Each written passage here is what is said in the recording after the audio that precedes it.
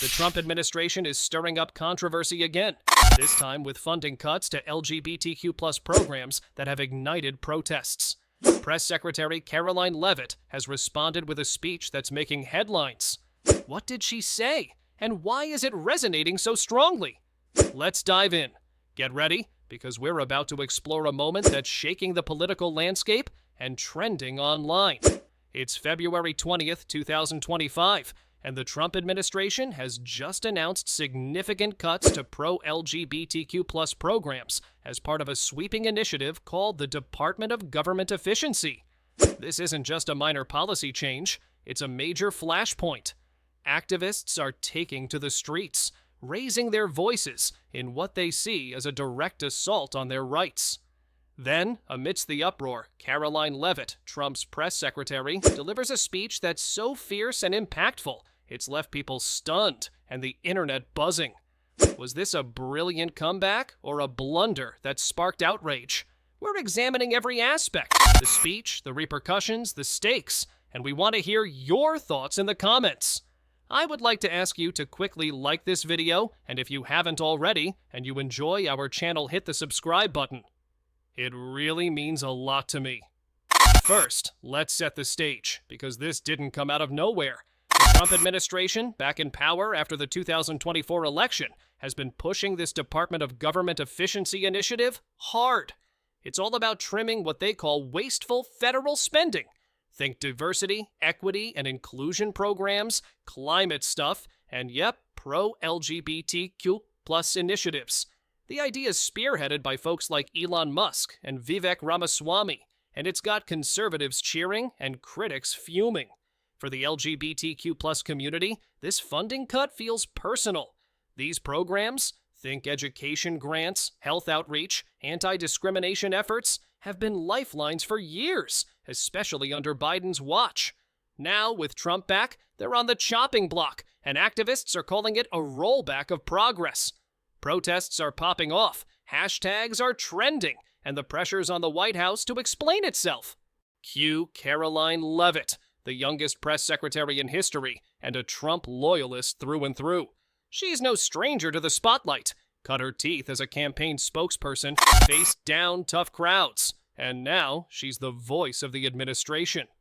On this day, she steps up to the podium at a White House press briefing, and what she delivers isn't just a defense, it's a verbal haymaker. Picture this. The room's buzzing, cameras rolling, reporters leaning in.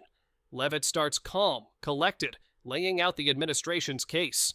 President Trump has always been a champion for all Americans, she says, including the LGBTQ+ community. She points to Scott Bessent, an openly gay businessman tapped for a top cabinet spot. Think Treasury Secretary level clout, as proof they're not out to erase anyone. Same with Richard Grenell from Trump's first term, another gay appointee. It's her opening salvo. We're not your enemy. But then, she turns up the heat. Leavitt pivots hard, laying into the funding cuts with zero apologies. What we're not here to do, she says, is bankroll radical gender ideology that doesn't reflect the values of most Americans. She frames it as fiscal responsibility, not prejudice. Cutting programs, she says, push agendas over practical results. We've got to stop the waste, she insists, tying it back to the Department of Government Efficiency's mission. She doesn't mince words either. She accuses activists of spreading lies about the administration's intentions, claiming they're twisting the narrative for sympathy. And it's not just activists in her crosshairs. She takes a swing at Bishop Marianne Edgar Bood, who'd preached against Trump's policies, saying they hurt the vulnerable. Leavitt fires back. She's weaponizing the pulpit with misinformation. We're not targeting the poor or the LGBTQ community. We're targeting bad spending. It's sharp, it's unyielding, and it's got that brutal edge that's earned her both cheers and jeers. Let's break down that speech, because it's a lot to unpack. On one hand, Leavitt's playing defense, highlighting Trump's gay appointees to blunt the anti-LGBTQ+ charge. It's a calculated move, and not a new one. Trump's leaned on this tactic before, like when he waved a rainbow flag back in 2016. But the real meat's in her offense. That radical gender ideology line, It's straight out of Trump's Agenda 47 playbook, his campaign promise to roll back trans rights, ban certain school curricula, and refocus federal priorities. Leavitt's doubling down, saying these programs aren't just wasteful, they're out of touch. She's betting the public's tired of what she calls woke excess, and she's not afraid to say it loud. The Bishop jab? That's personal. She's calling out a specific critic, framing it as a battle of truth versus spin. It's a speech that's less about soothing tensions and more about drawing a line in the sand. Now, the fallout, because this didn't just land quietly. The internet explodes, and it's a tale of two camps. Trump's base is eating it up like it's Thanksgiving dinner. X lights up with posts like, Karoline Leavitt just owned the woke mob. Finally, someone with guts. Supporters are hyping her as a fearless truth-teller, saying she's exposing the activist hype for what it is. This isn't hate, one user writes. It's common sense. Stop funding stuff nobody asked for. Conservative outlets like Fox News jump in, replaying clips of her Bishop takedown, praising her for standing tall. For them, it's a win, a savage shutdown of what they see as overreach by the left. They're framing it as a return to practicality, a rejection of what they call radical agendas in favor of taxpayer-first governance. Flip the coin, and you've got the other side. Activists, liberals, and the LGBTQ+ community itself, and they're not just mad, they're hurt. Protests swell outside the White House, with signs reading, "Our rights aren't waste," and "Trump betrays us again." On X, the backlash is fierce. Leavitt's speech is a slap in the face, hiding erasure behind budget cuts, one post reads.